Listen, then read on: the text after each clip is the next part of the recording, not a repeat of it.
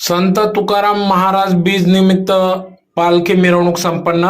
राष्ट्रीय संत तुकाराम महाराज बीज गौरव दिनानिमित्त आज सायंकाळी 4 वाजता धुळे शहरातून पालखी मिरवणुकीचे आयोजन करण्यात आले।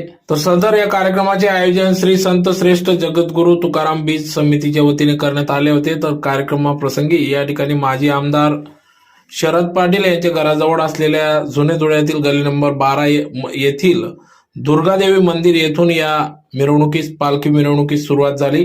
सायंकाळी 5 वाजता या मिरवणुकीची सुरुवात करण्यात आली। यावेळेस पालखी पूजन करून या ठिकाणी संत तुकाराम महाराज यांचा जयघोष करीत टाळ मृदुंगांच्या गजरात संपूर्ण धुळे शहरातून जुने धुळे, सुभाषचंद्र बोस पुतळा, महात्मा गांधी पुतळा, कराचीवाला खुंट मार्गे जुनी महानगरपालिका, गुरुशिष्य स्मारक या ठिकाणी या पालखी मिरवणुकीचा समारोप करण्यात आला।